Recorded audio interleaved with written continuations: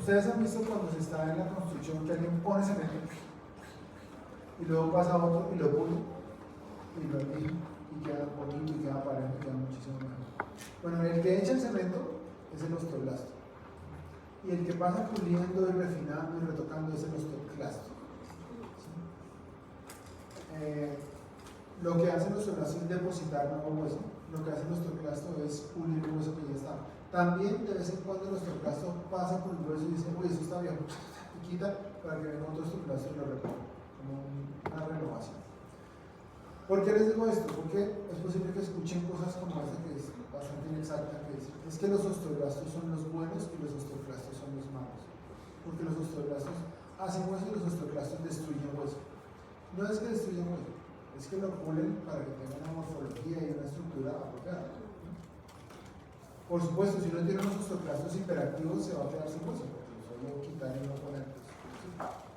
Pero no se lleven esa idea maniquea de simplista de que son los buenos y que son los malos. De hecho, cuando cualquier estudiante me dice que si algo es bueno o malo, a mí me da como una crisis de que me empieza a saltar un ojo, me rasca aquí para poder. Las cosas no son buenas ni malas, son lo que son. Entonces, bueno, acá tenemos a nuestro osteoblasto. Entonces, ¿cómo es la vida de nuestro osteoblasto? Es una vida bastante triste, en cierta forma, porque él secreta algo que se llama matriz ósea y empieza a secretarla alrededor de ese mineral. Y eso le empieza a caer mineral, calcio y fosfato, y se empieza a endurecer. Pero él no produce calcio y fosfato, él produce, como decir, el cemento fresco. Y cuando ya termina y está hasta acá, eso se coge y queda encerrado de mierda, y queda con solo los brazos por fuera. Entonces en ese momento ya no se llama osteoblasto, sino que ya es una célula madura completamente rodeada de hueso mineralizado que se llama un osteocito. Ese es el osteocito. Es un osteoblasto que hizo tanto hueso que quedó rodeado de hueso y solo queda con unas prolongaciones así. Y se hacen señas con otro osteoblasto que se tocan las manos. Hola, tú también te quedaste encerrado. Sí, yo también. Hablemos en clave por aquí también. Entonces ellos se conectan y se hablan, se hacen como sinapsis, como si fueran sinapsis, los osteocitos. Se tocan así. Entonces estos son los osteocitos. ¿Cómo se forma el hueso? Entonces el proceso es más o menos así. Esta celulita que ustedes ven acá es un osteoblasto. El osteoblasto secreta lo que llamamos matriz ósea, o cuando ven el término osteoide, es lo mismo, es la matriz ósea, las proteínas del hueso. Hay colágeno, hay fibronectina, hay vitronectina, hay un montón de proteínas. La parte proteica la secreta el osteoblasto. Y eso lo va rodeando, se va rodeando de matriz ósea, de osteoide. Simultáneamente él secreta una enzima que se llama la fosfatasa alcalina, que es esta que aparece acá. Como en la sangre y en todo el intersticio hay fosfato, pero son ésteres de fosfatos, pirofosfato, fosfato y otras cosas, la fosfatasa alcalina rompe este fosfato y queda libre. Entonces, ¿qué pasa? El fosfato tiene dos cargas negativas, es PO4 menos. El calcio tiene dos cargas positivas. Pues cuando se encuentra el calcio y fosfato se abrazan arrebatadamente y se precipitan.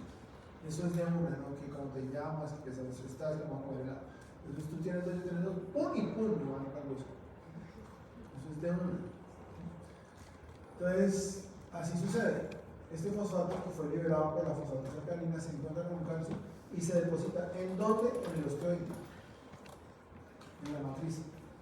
Entonces la matriz no tiene calcio, la matriz son proteínas.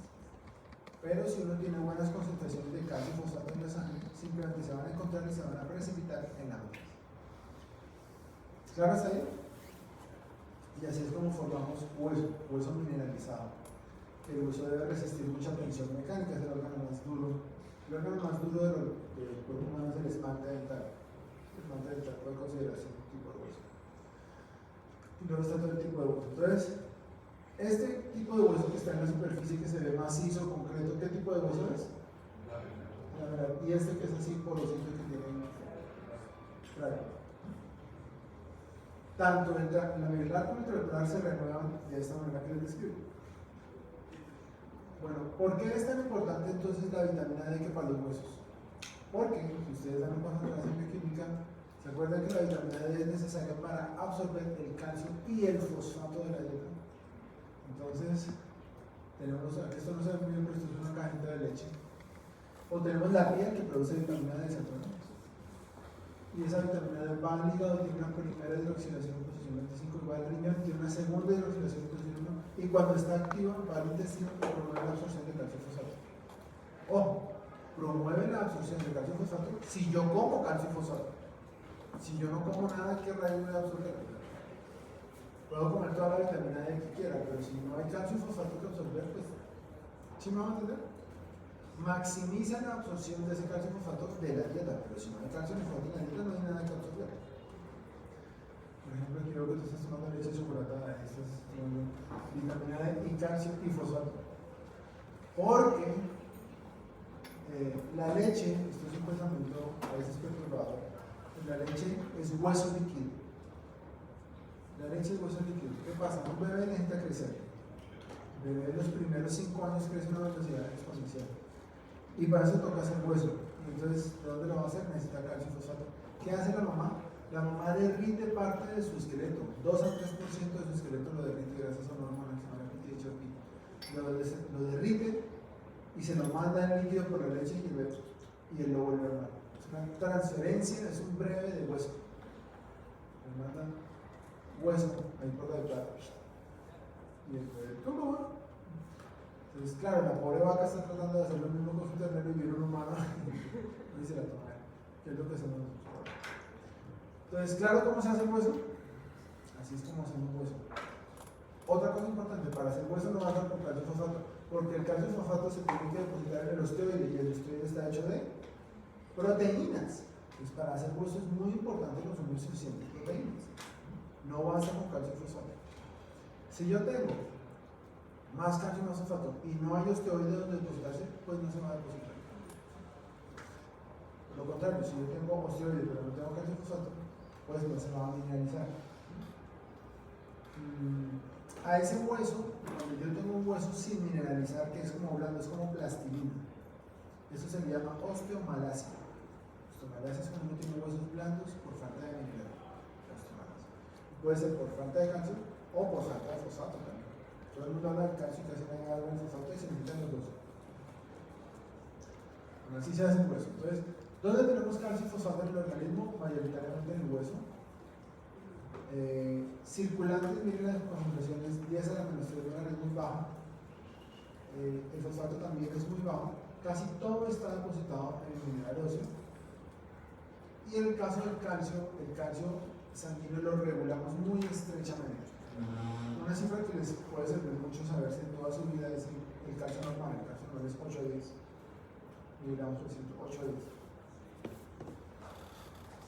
Es una ventana muy estrecha. Porque el calcio no me refiero al hueso, el calcio que está circulando en el líquido de la sangre es muy importante para la contracción miocárdica. No sé si ya vieron eso en física también. El calcio hace toda la primera y segunda fase del potencial de acción del corazón. Y si uno tiene demasiado calcio, si uno tiene hipercalcio, uno puede hacer arritmias y puede hacer un paro cardíaco. Entonces el calcio se mantiene ahí y ahí, pues si hay paro cardíaco, apague vamos, hasta llegar. Entonces el calcio se mantiene siempre muy estrecho porque alteraciones de ese calcio ponen en riesgo la vida de manera inmediata. Bueno, entonces, ¿cómo es la respuesta a la hipocalcemia? Supongamos que a mí se me empieza a bajar el calcio. Ya lo vimos en bioquímica, se lo va a recordar, se lo vamos a hacer acá. Entonces, si a mí se me empieza a bajar el calcio, eso se censa en unas glándulitas, tenemos 4, en el cuello que se llaman las glándulas paratiroides. No tienen nada que ver con la tiroides, solamente que quedan al lado. Pero funcionalmente son otra cosa que tiene que ver con todo este tema de calcio. Entonces, las paratiroides censan, está bajando el calcio y se crean una hormona, que es la hormona paratiroidea. Siempre le decimos la PTH. PTH es la hormona paratiroidea, la producen las glándulas paratiroides cuando baja el calcio. ¿Por qué? Porque la hormona paratiroidea ejerce una serie de acciones que suben el calcio. Entonces, tenemos bajo calcio sérico, eso estimula las 4 paratiroides y ellas secretan hormona paratiroidea. Entonces, vamos a ver varias veces, pero esta es la primera. ¿Qué hace la PTH? La PTH entonces tiene varias acciones. En el hueso, cuando digo aquí que baja el calcio, es el calcio en la sangre, no es de los huesos, el calcio que está circulando. Eso es lo que dice la expresión de PTH. La PTH va al hueso, ya vemos cómo, y estimula a los osteoclastos. Recuérdenme qué hacen los osteoclastos. Unen, y cuando hacen eso, ¿qué sale? Calcio. Entonces eso va a subir el calcio.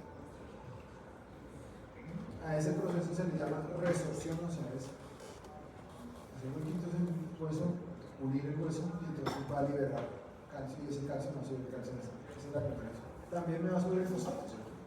Sube el calcio fosfato. Lo segundo que va a hacer es que va a ir al riñón y en el riñón va a tener dos acciones. La primera acción es que estimula la hidroxilación de la vitamina D. Recuerden que la segunda hidroxilación de la vitamina D sucede en el riñón, en la posición 1, ¿se acuerdan? Entonces, la PTH estimula la 1 hidroxilación de la vitamina D. Entonces vamos a tener más vitamina D activa y si la persona consume calcio y fosfato, pues lo va a absorber más y eso me va a subir el calcio. ¿Vamos a verlo?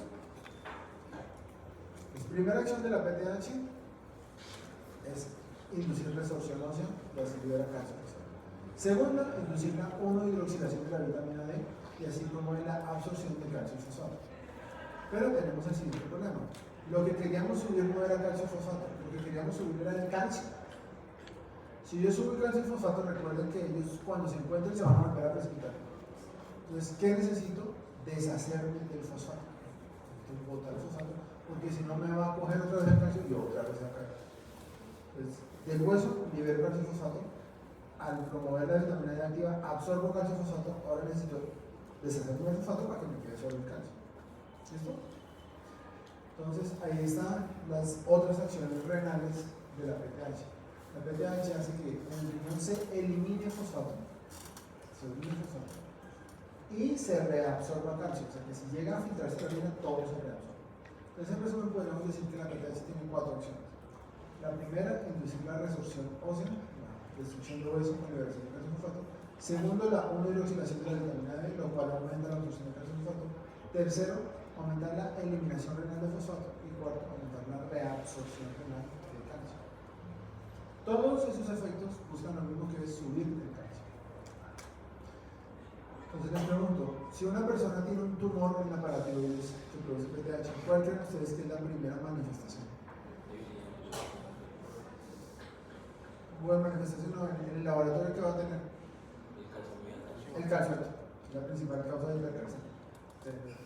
Adenoma paratiroideo, no hiperparatiroidismo primario. Entonces va a tener muy alto el calcio. ¿Cómo va a tener el fosfato? ¿Normal o bajo? Bajo, porque esto hace que libere calcio y fosfato y elimine la parte de fosfato. ¿Cómo va a tener la PTH? ¿Algún síntoma? Entonces sí. Cuando uno tiene hipercalcemia, pierde fuerza muscular. Entonces debilidad, o parece, o parálisis facial. También a nivel neuronal, el calcio, la hipercalcemia hace que las neuronas no se exciten. Entonces uno se siente medio atolondrado, medio idiota. Como el paciente en inglés dice mental fog, se siente como con nubla mental, como más lento de procesamiento, como medio, ¿no? Eso también lo refieren los pacientes o somnolientos. ¿Sí? Perdón, eso ya un poquito más fuerte. Perdería tono muscular. Sí. Pero no podría presentar como calambres o... No, ya voy para allá. No, todo lo contrario, pérdida de tono muscular. Ahora, ¿qué pasa si alguien, por ejemplo, creo que esto les salió en su examen? ¿Qué pasa si alguien, eso es súper frecuente porque el cáncer de tiroides es muy frecuente? El cirujano diseca el cuello, separa las paratiroides y saca solo la tiroides, pero a veces es imposible llevárselas porque el tumor distorsiona la anatomía. Entonces la paratiroides queda en la mitad de cómo toca llevarse. O no se pueden disecar todas. Es complicado técnicamente. Entonces se le llevan al paciente las paratiroides, o las que le quedan muy distorsionadas y no funcionan. Entonces esa persona no tiene PTH, lo tiene muy bajita. Entonces pregunta a una persona que tenga la PTH muy bajita, ¿cómo va a tener el calcio en la sangre? Bajo. ¿Cómo va a tener el fosfato en la sangre? Acuérdense que esta es la que elimina el fosfato. Si no la tiene, ¿cómo va a tener el fosfato? Alto. ¿Cómo va a tener la PTH en sangre? Lo escriban, ¿cómo va a tener la PTH? Bajo. Y a a nivel muscular, entonces le va a pasar lo contrario, va a tener calambres, va a tener contracciones no controladas de los músculos. Hay dos signos que utilizamos para detectar eso. Uno se llama el signo de Clouseau, se llama el signo de Chopstead. El signo de Chopstead es que uno empieza a percutir la salida del facial aquí en la parte. Me genera como un calambre de los músculos faciales hacia ese lado, porque el facial está inestable por la. Otro es el de Chopstead, que usted le infla un manómetro de un tensiómetro y cuando es inflado y él no lo está queriendo controlar, es una contracción involuntaria, porque al estimular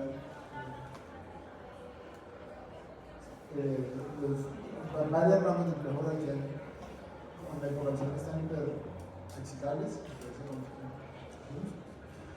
entonces la hipercalcemia, uno piensa que hiper produce hiper, piensa que hiper produce contracción, hiper produce paresia, debilidad, y la hipocalcemia es la que produce calambres, tics. También produce psicosis, entonces las neuronas se vuelven demasiado excitables y la persona empieza a oír cosas, ver cosas, puede chiflarse un poco. La hipocalcemia. Por eso en psiquiatría, dentro de muchos años, que van a enseñar que cuando alguien tiene psicosis, no tiene que inmediatamente decir este está loco, sino ver cómo tiene el calcio, cómo tiene la TSH, porque a veces es una causa orgánica. Bueno, muy bien. Respuesta de la PTH a la calcemia. Entonces, si yo tengo, recuérdenme cuánto es el calcio normal. 8 a 10. Entonces, si yo tengo el calcio más bajo de 8, de hecho, incluso dentro del rango normal, entre más bajo sea mi calcio, más voy a secretar PTH. Si tengo el calcio altísimo, pues no secreto PTH. Esto es lo fisiológico, esto es lo que pasa cuando no hay enfermedad ni cirugía. A más bajo el nivel de calcio, mayor secreción de PTH, justamente para tratar la cirugía. Tiene esta forma como una sigmoidea negativa. Esto es con el calcio total y esto es con el calcio ionizado. ¿Por qué se habla de calcio total y ionizado? Porque el calcio en su mayoría está unido a una proteína que es la albúmina y ese calcio no es biológicamente activo. El calcio que es activo es el que está suelto. Es la albúmina que está ionizado. ¿Sí? Ese, el valor normal es más o menos 1.3 a 1.5 milimoles por litro. Tiene un rango muy estrecho. Y la hipocalcemia es una urgencia médica. La hipocalcemia, la persona la pasa en la UCI, le ponen un corte de plasma, es una urgencia vital. ¿Cómo hace entonces la PTH para detectar que se baja el calcio? Lo hace de una forma que pudiéramos llamar inversa. Entonces, en nuestras paratiroides tenemos un receptor que solo se expresa ahí, que se llama el receptor sensible al calcio. Receptor sensible al calcio. Compañero, ¿qué ve? Compañero, ¿qué está viendo? ¿Qué está viendo? ¿Está haciendo otra cosa? Es el receptor sensible al calcio, que está presente en las 4 paratiroides. Y cuando el calcio se une a ese receptor, suprime la secreción de PTH. ¿Sí? Entonces, si el calcio está normal, está alto, se une al receptor sensible al calcio en la paratiroides y suprime la secreción de PTH. Si el calcio baja, ese receptor no lo detecta y entonces por defecto empieza a secretar PTH. Dicho de otra forma, la tendencia de las paratiroides es a secretar siempre, como un poquito como los lactotropos, ¿verdad? La dopamina los tiene que frenar. Bueno, así la PTH tiende a ser producida por defecto, siempre. Y el calcio la frena. Entonces, acá está un poquito de eso. Este es el receptor sensible al calcio. Acá tenemos la sangre, estaríamos en una paratiroides. Y este receptor, cuando se une el calcio, estabiliza el citoesqueleto de la célula e impide que se secrete la PTH. Por el contrario, si baja el calcio, entonces esto señaliza, se transfiere el gen de la PTH y se secreta la PTH. Algo importante también es que la vitamina D puede frenar la PTH de forma directa. Puede frenarla de forma indirecta, porque la vitamina D hace que se forme calcio y el calcio frena la PTH. Pero también de forma directa. La vitamina D actúa sobre las paratiroides y frena la secreción de PTH. ¿Sí? Entonces, cuando tenemos un paciente con la PTH alta, uno le mide la vitamina D. Porque a veces no es un tumor, sino que es falta de vitamina D, uno le da la vitamina D y ya se le baja la PTH y se le baja el calcio. Es contraintuitivo porque una la vitamina D para bajar el calcio, pero es por eso. ¿Es claro? Seguimos. Ese es el receptor sensible al calcio. Entonces, si yo tengo el calcio normal, me estimula el receptor sensible al calcio y estimular el receptor sensible al calcio equivale a frenar la PTH. ¿Sí? La PTH va a ser receptor en el hueso y hace resorción. La PTH va al riñón y estimula la oxidación. También el riñón estimula la absorción de calcio y la eliminación de fosfato. Y cuando tenemos una vitamina D activa, hace que en el intestino se absorba más calcio. Es un mecanismo muy bonito.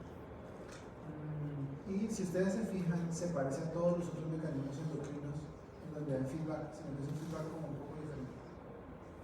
Porque quien hace feedback es el calcio, no es una hormona en sí. El calcio es el que sube acá y frena la secreción de calcio. Es súper frecuente el hiperparatiroidismo, muy frecuente. Más en las mujeres. Por alguna razón, la patología tiroidea es 4 veces más frecuente en mujeres que en hombres y la patología paratiroidea 7 veces más frecuente en mujeres que en hombres. No se sabe el por qué. No solo temas de esto, el cáncer, los nódulos, el hipertiroidismo, el hipotiroidismo, todos los problemas de tiroides y paratiroides son mucho más frecuentes en las mujeres.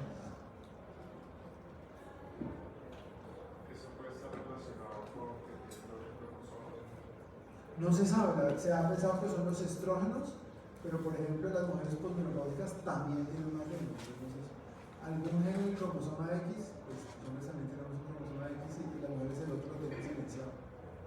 Entonces realmente no se sabe. Hay mucha epidemiología, pero a nivel biológico no se comprende por qué. Pero así es. Entonces levanten la mano los que tengan algún familiar, mujer, mamá, tía, prima, abuela, hermana que tenga algo en la tiroides, 1, 2 y 3. Como la mitad de cosas.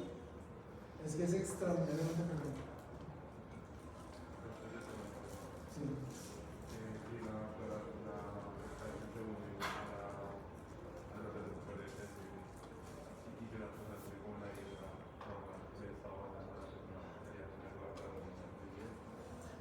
Es buena pregunta. ¿Una persona normal tiene la patalona inhibida o activada?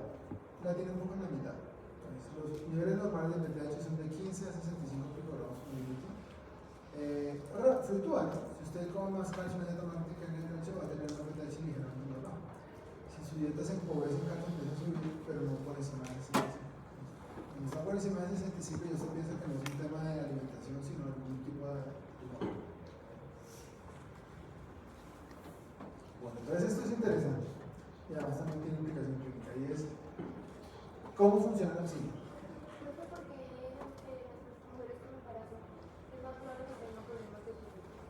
Es más probable que tengan problemas de tiroides durante el embarazo. Es buena la pregunta, pero está planteada un poquito al revés. Es más probable que tengan problemas después del embarazo, en el puerperio. La razón es que el embarazo es un estado de inmunotolerancia. Tú vas a tener dentro de ti a un pequeño parásito que es 50% tú, 50% otro. Pues todo tu sistema inmune va a querer destruir a ese 50% que eres. Entonces hay toda una respuesta inmunosupresora por hormonas, sobre todo de la placenta, para bajar tu sistema inmune y que no ataque a ese cordón.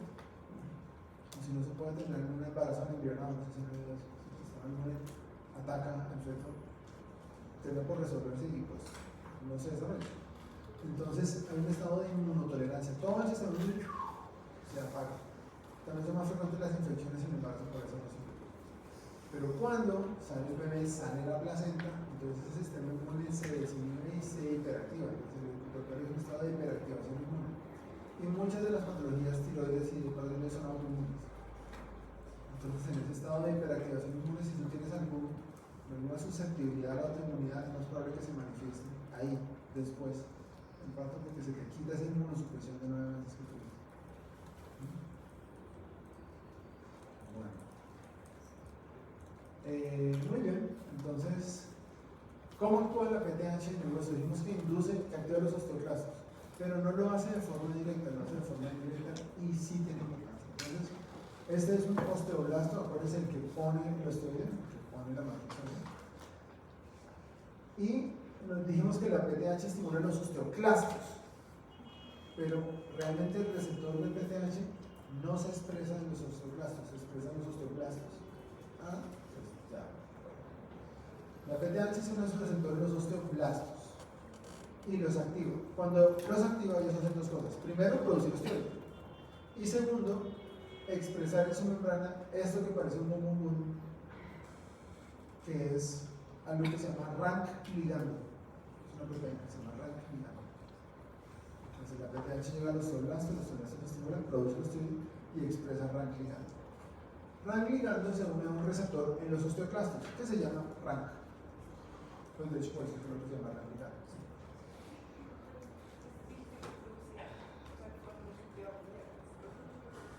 Osteoide, matriz ósea. Osteoide, matriz ósea es lo mismo. Tranquilo. Entonces, PTH estimula el osteoblasto produce sus proteínas del hueso, ¿no? Su osteoide, y además expresa en su membrana rank ligando.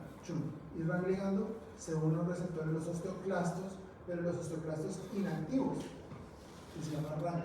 Y cuando rank ligando se une a rank, este osteoclasto se pone bien colecto, bien alborotado. Entonces, cambia su morfología. Mírenlo aquí.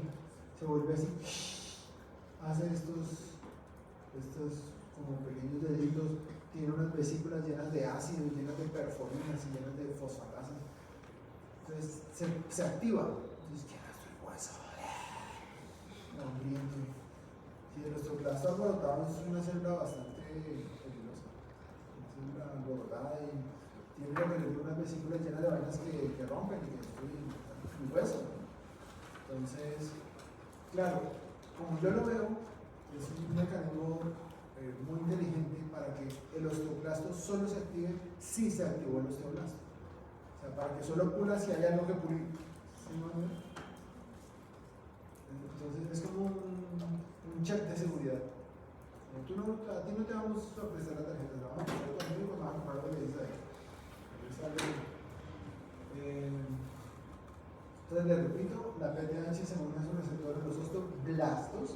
Los osteoblastos van a producir su matriz ósea, van a expresar rank ligando en su superficie y rank ligando entonces van a activar a rank en los osteoclastos se van a alborotar y aquí van a derretir hueso, van a hacer resorción ósea liberando calcio y fosfato. Y así es como la PTH libera el calcio y fosfato del hueso. ¿Es claro? Bueno, entonces ahora les hablo de la osteoprotegerina, la OPG.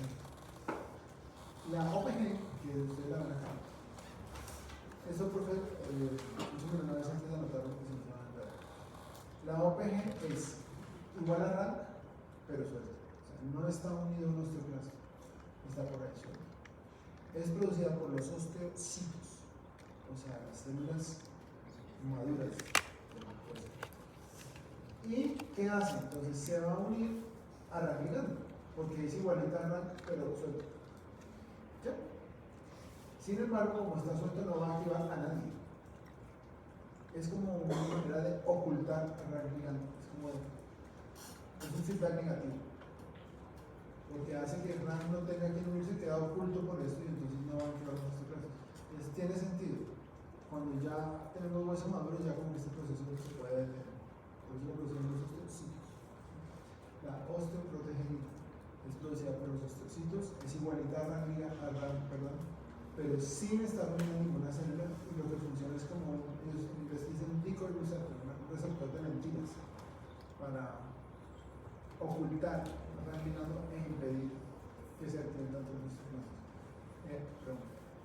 Entonces, ¿cuál es la diferencia entre la osteoproteína y el osteoide? Bueno, entonces nuevamente, el hueso está hecho de una matriz sin mineral, que le llamamos osteoide, que son proteínas. Es colágeno, fibronectina, mitronectina, también glucosaminoglicanos, azúcares complejos, y eso es como la parte estructural. Es el osteoide o matriz ósea. Eso no tiene calcio y no tiene hueso. Cuando eso ya está ahí, si hay suficiente cantidad de calcio y de fosfato circulante, el calcio y el fosfato se van con la molécula de forma hidroxapatita y eso se precipita en la matriz ósea. Entonces en ese momento se dice que la matriz se mineralizó. Se mineralizó es que le cayó calcio y fosfato. es el componente mineral, el componente metálico, realmente el calcio es un metal, del hueso es la hidroxiapatita. Entonces son totalmente diferentes. Son como los dos componentes del hueso, la parte proteica, la matriz, que es, les decía, es como plastilina, es blanda, pero cuando le cae la hidroxiapatita, que es un mineral metálico, pues el hueso se calcifica. ¿Eso es? ¿Y la otra pregunta? Pues era relacionado a eso, era que si se producía en el osteoblasto la matriz ósea, básicamente como después se mineralizaba, si el calcio se priorizaba para ir a sangre. Usted no me ha llegado cuando el beso del calcio del fosfato, ¿cierto? No, es que ya les decía que al comienzo de la clase que como el calcio tiene dos cargas positivas y el fosfato tiene dos negativas, que cuando se encuentran es un beso apasionado y se caen los dos y no tiene que mediar ninguna enzima, no tiene que hacer nada, simplemente es dos positivas, dos negativas y ¡prrr! Puede pasar con el calcio, puede pasar con otros. Por ejemplo, el hueso tiene magnesio. El magnesio también tiene dos cargas positivas. También se puede comer con fosfato y tenemos fosfato de magnesio en el hueso y lo vuelve más fuerte. Entonces es un proceso aleatorio simplemente que se encuentran y se precipitan en el. De hecho, si yo tengo concentraciones de calcio y de fosfato muy altas, entonces acá con algo que se llama el producto calcio-fosfato, voy a empezar a tener calcificación en otras partes del cuerpo, debajo de la piel, en los riñones, en los pulmones, porque simplemente donde se encuentra calcio-fosfato, ahí forman una piedra. ¿Tú tienes una pregunta? ¿Te estás expresando? Doctor, no entendí bien la acción de la OPG. Sí, vamos otra vez. Entonces la acción de la OPG. Normalmente, ¿qué hace la paratormona en el hueso? Estimula los osteoblastos producen ranglianos, los ranglianos son una RAC en el preosteoclasto y lo activa el osteoclasto que derrite el hueso. ¿Hasta ahí vamos a ver? La OPG es estructuralmente idéntica a rangliano. Arranca, o sea, se puede unir a rangliano, pero no está unida a ninguna célula, entonces no activa nada. Entonces, en cierta forma, bloquea esta activación o la impide. Y por lo tanto, protege el hueso, que ya se formó de eso, osteoprotege, protege el hueso, porque hace que ya los osteoclastos no se sigan activando eternamente, como un ya. ¿Por qué es tan importante la osteoprotegerina? Porque hay un medicamento que utilizamos rutinariamente para la osteoporosis que se llama el denosumab, que es un análogo farmacológico de la OPG y es para la osteoporosis. Entonces, lo que va a hacer es impedir que haya activación de osteoclastos para que haya un balance a favor de los osteoblastos y se produzcan más trabéculas óseas. ¿Cómo se inactivan los osteoclastos que ya están activados? No te escucho por favor. ¿Cómo se inactivan los osteoclastos que ya están activados? Ah, fabulosa la pregunta. Los osteoclastos son una especie de kamikazes, son células suicidas. Entonces, ellos comen y comen, destruyen hasta morir. La mayoría hacen apoptosis. La pregunta era que ¿quién para los osteoclastos? Los osteoclastos usualmente son como células medio desechables. Y ellos se diferencian, embriológicamente los osteoclastos vienen de los monocitos. Son macrófagos, células de comer y de destruir y de esto. Entonces ahí va lo que les iba a decir. Y es que el osteoblasto, cuando está bajo el influjo de la PTH, también produce un factor de crecimiento. Ustedes vieron ya lo que se llama la hematopoiesis. Y saben que hay factores de crecimiento de una granulosa, macrófagos, los explosivos, de las máquinas.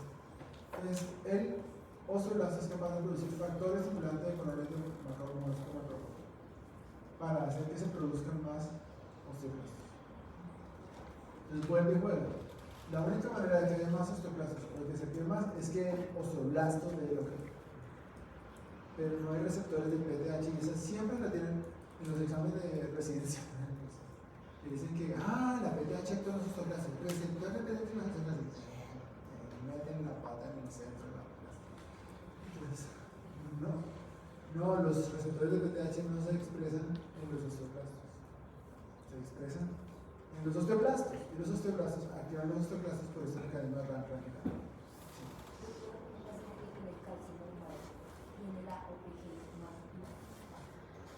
Buena pregunta.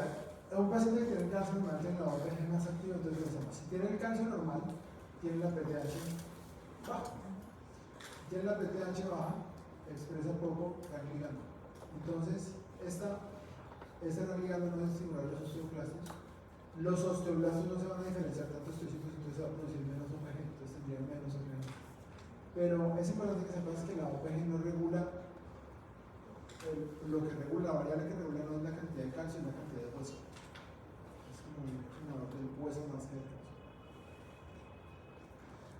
Bueno, y así funciona el denosumab es muy popular porque es un medicamento que se puede aplicar cada 6 meses. Para los puede tomar todos los días un bifosfonato. Y los otros que se usan para los bifosfonatos son, para la osteoporosis, son los bifosfonatos, que se toman cada semana y son veneno para osteoclastos. Se comen así.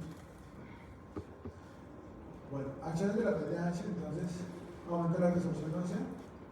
Resorción entonces es de restir hueso. Aumenta la reabsorción renal de calcio. El calcio que se ha quitado en la renal se reabsorbe. Disminuye la reabsorción renal de fosfato, o lo que es igual, aumenta la eliminación renal de fosfato. Y aumenta la homodioxidación de la vitamina D. Todo bueno. Adaptación de la privación de calcio. No, yo no voy a volver a comer lácteos porque no se me parece. Yo voy a tomar leche de avena, de soya, de almendras. Entonces, muchachos, lo único que produce leche es algún organismo que tenga tetas o punta. Ni la avena, ni la soya, ni las almendras tienen tetas, ni uno. Entonces no existe la leche de almendra, ni la leche de avena, ni la leche de soya. Cualquier cosa blanca no es leche.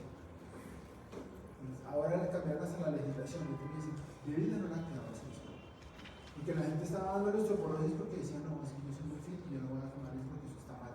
Entonces, tomaban leche de esto y empezaba a pasar esto que les va a explicar. No tienen calcio, no tienen nada de calcio. Entonces, puede que simulen la sensación, pero no calcio ni vitamina D.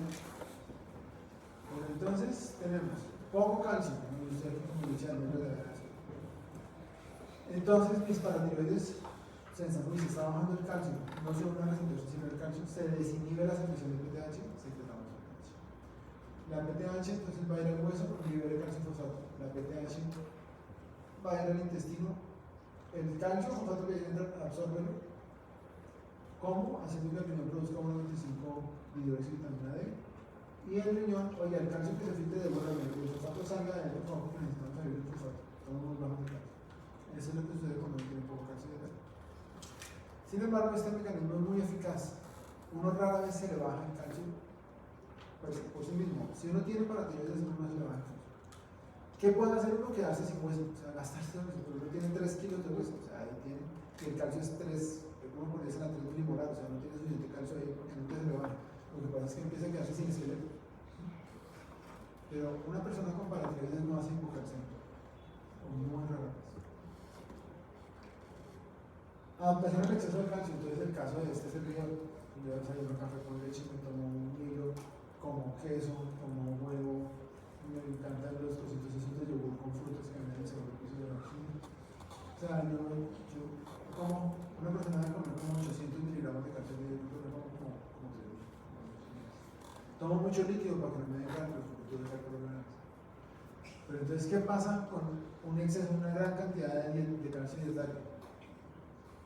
Eso se va a unir al receptor sensible al calcio y me va a suprimir la secreción de PTH. Entonces mi PTH debe estar muy baja. Efectivamente, la toma está muy baja. Entonces, ¿qué pasa con la PTH baja? Que tengo poca vitamina D activa. Pues sí voy a ingresar mucha vitamina D con esos lácteos, pero poca se va a activar, o solo la suficiente. Eso va a hacer que la absorción del calcio en mi intestino sea menor, entonces mis heces van a estar llenas de calcio. Porque no todo se va a absorber. Mi riñón va a reabsorber poco calcio, entonces voy a tener una calciuria alta.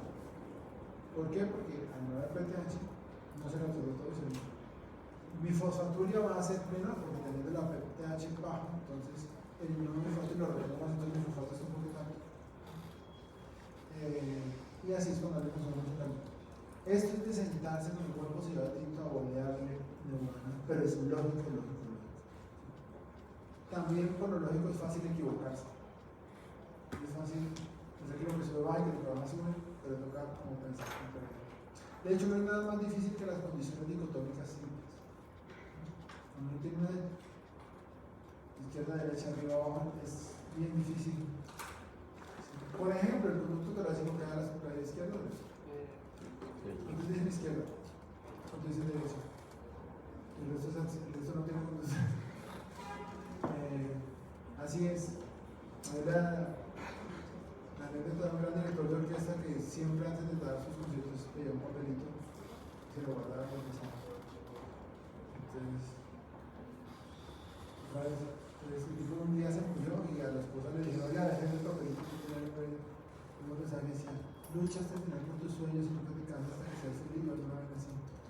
Entonces decía, Bayern y sonido de chelos son caros. Donde ves a la izquierda, los chelos a la derecha, porque es muy difícil. Ese tipo de cosas, que solo hay dos opciones, si uno coge más la primera, de ahí para adelante, entonces ya no me pasa hacer. Además, porque ahora pasa de la medicina es que si uno se equivoca, la economía la paga otra. Y otro que está seguro de que no sabe lo que hace. Bueno, entonces, ya se vieron el juego de la vida. Vean esta película.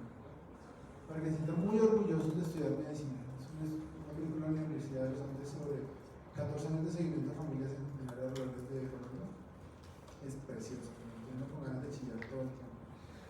Pero no de una forma cursi y ridícula, de una forma real y profunda. Y la gran aspiración de la gran cantidad de comunidades campesinas sin oportunidad es ser médico. Entonces está revisando ustedes. Bueno, entonces ahora el FGF23. ¿Qué es el FGF23? Es la hormona de eliminar fosfato. Solo hace una cosa, hace que uno elimine fosfato. Así que uno orina fosfato. ¿Quién la produce? El FGF23. La producen los osteocitos, las células del hueso maduro. Es la hormona fosfatúrica, la hormona que hace que uno orine fosfato. Entonces el FGF23 es una hormona producida por el hueso. Eso es un concepto novedoso, pensar en el hueso como un órgano endocrino. El hueso secretando vainas es algo que uno no lo tiene muy presente. Entonces, el hueso produce el FGF23 y el FGF23 hace que uno orine fosfato. Nuevamente, es una cierta forma de feedback. Si usted tiene ya harto, suficiente hueso, va a producir harto FGF23 y va a eliminar fosfato y no va a poder hacer más hueso, para que no tenga demasiado hueso, por así decirlo. ¿Por qué se hizo famoso el FGF23? Se descubrió por una condición tumoral que se llama osteomalacia asociada a tumores. O sea, hay gente que tenía un tumor en el hígado, en el colon, y empezaba a hacer osteomalacia. Empezaba el hueso a perder forma y típicamente la persona pierde altura, porque el hueso se reblandece. Entonces, la razón, después de mucha investigación, descubrieron que era que esos tumores pueden producir FGF23. Entonces, al hacer que uno orina fosfato, pues no puede renovar el hueso nuevo y el calcio solo no sirve, el calcio solo no alcanza. Es necesario, pero no es suficiente. Entonces empieza a hacer osteomalacia. Y luego se descubrió que eso no solo lo producen los tumores, que es algo normal, que producimos todo el tiempo y hace que orinemos fosfato. Entonces, dos hormonas hacen que uno elimine fosfato. La PTH, pero la PTH hace muchas otras cosas, porque su objetivo principal realmente es subir el calcio. La razón por la que elimina el fosfato es porque no logra el calcio. En cambio, esta sí es la hormona de eliminar fosfato. Otra nota al pie. El calcio en la dieta y en la naturaleza es bien escaso. Metal bien escaso. El fosfato es súper abundante. El fosfato es abundantísimo. Todo tiene fosfato. Porque el buffer intracelular más abundante es el buffer fosfato. Entonces, todo lo que se hace es fosfato venteado. El problema del fosfato a veces es deshacerse de él más que obtener. En cambio, el calcio sí es bien escaso. Entonces les vamos a hacer un pequeño videito sobre la osteoporosis y ahí hacemos un receso antes de empezar con el resto.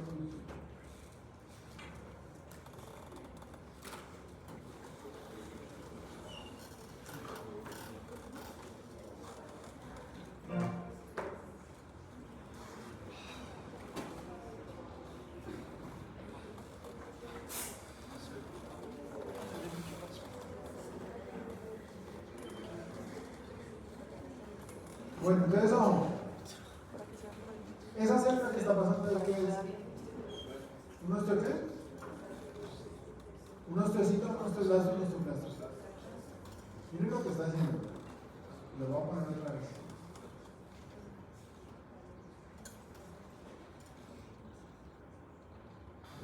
medida que va pasando y por donde pasan queda pelado. ¿Eso es nuestro qué?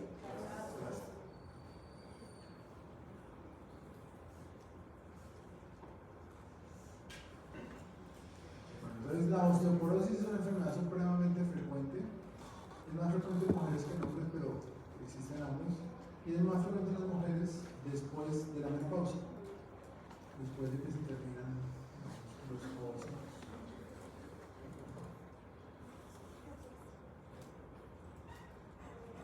Resulta que el hueso, pero también el cartílago, pero también los tendones tienen muchísimo cartílago. Ese es el hueso lamelar y este es el hueso trabecular. Entonces, todo el tiempo hay un influjo y una renovación de ese hueso. El osteoclasto pule lo que ha hecho el osteoblasto y todo el tiempo el osteoblasto está sintetizando un nuevo hueso. Este es el osteoblasto, ¿saben? Él está produciendo una matriz ósea como desordenada. Entonces eso se mineraliza y luego el osteoclasto lo pule.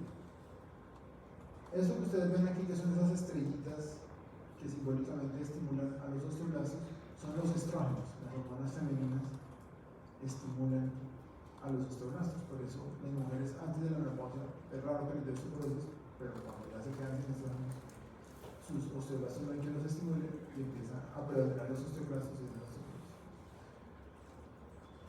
Entonces ahí lo tenemos y ellos trabajan concertadamente, pero no se lleven la idea esa simplista de que es que los osteoblastos son los buenos y los osteoclastos son los malos, porque no es así. Entonces, osteoblastos ponen, engordan las trabéculas, pero quedan feas, y los osteoclastos. ¿Qué estimula los osteoblastos? La gravedad y el impacto. ¿Ven que esa persona está flotando? Ese estímulo mecánico es lo que más estimula los osteoblastos. Y la gravedad de la Tierra, por ejemplo, los astronautas en la estación espacial les da mucha osteoporosis, porque no tienen que estimular la gravedad. Ya les recuerdo. Entonces, ese ejercicio de impacto es el que hay que saltar, el que hay que rebotar, que dicen que es malo, ese es el que implica la osteoporosis. Sí. Era eso. Es el impacto.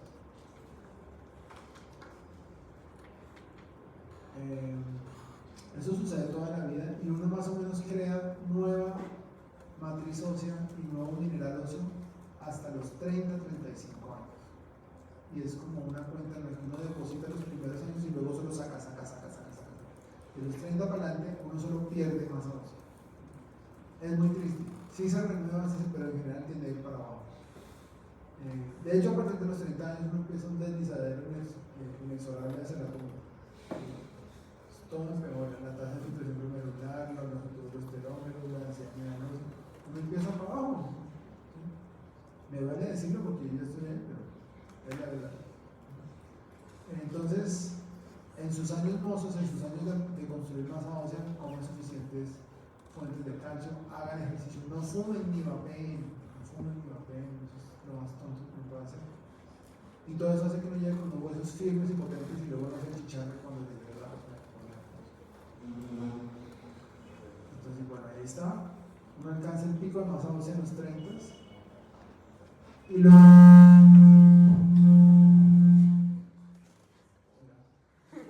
empieza todo para afuera. Si no se da acuerdo, dígalo.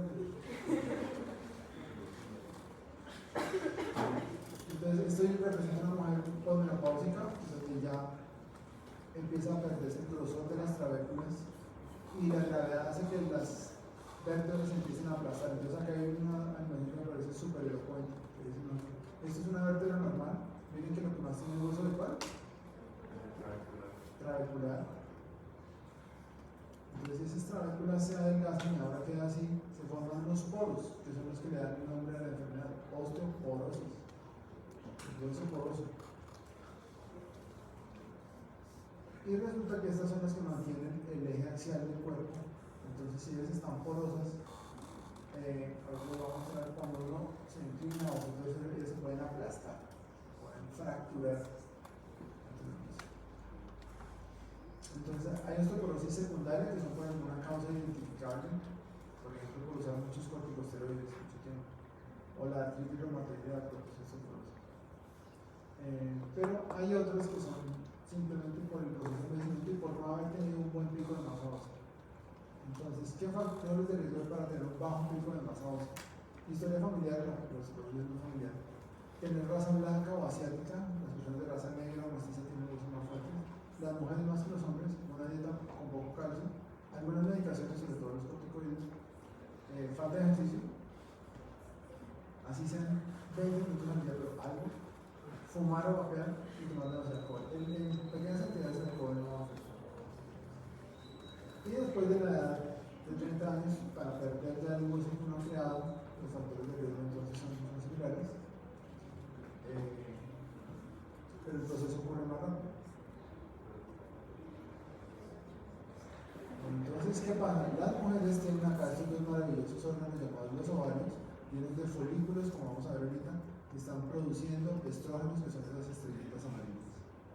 Entonces, tenemos una gran cantidad de estrógenos, los estrógenos viajan por la sangre, estimulan los osteoblastos hacen hueso y eso es normal.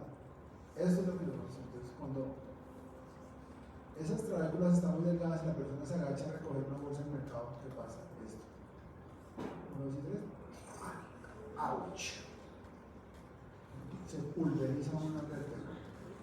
Entonces, la osteoporosis puede ser terriblemente dolorosa. Y también la osteoporosis hace que las mujeres menopáusicas a veces pierdan mucha estatura. No sé si han visto esas viejitas que terminan, pero 20 centímetros menos de lo que era. Y es por el aplastamiento progresivo de las vértebras. A eso sumen que las raíces nerviosas dorsales, que son las sensitivas, salen entre vértebra y vértebra. Entonces van a estriparlas. ¿Y qué pasa cuando uno le pinza una raíz dorsal? ¡Auch! Y si no son sino varias, ¡auch, auch, auch! Entonces, todo eso se puede evitar. También aumenta el riesgo de fracturas de muñeca porque uno cuando cae sobre la muñeca.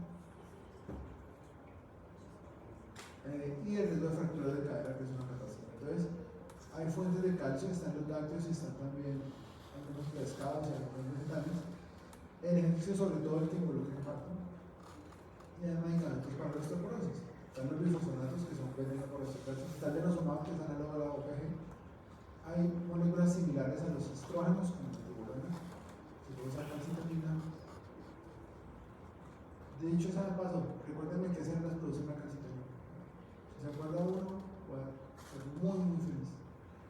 Dígame en qué órgano están las células que producen la calcitonina. Niñito, sal de la patria, por favor. ¿Alguien se acuerda? Calcitonina. 5. Rosa, usted que es el representante estudiantil.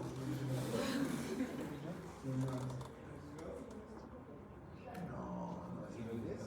¿Ah? ¿Tiroides? En la tiroides. ¿Cómo se llaman las células de la tiroides que producen la calcitonina? ¿Ah? Célula C, muy bien. Sí, célula C de la tiroides. Bueno, ya yo estaba preparando mi nota de suicidio, pero. Bueno, entonces, gracias. Vamos a hacer 5 minutitos de receso, pero 5 minutitos exactos y empezamos con el profe. ¿Tienen preguntas?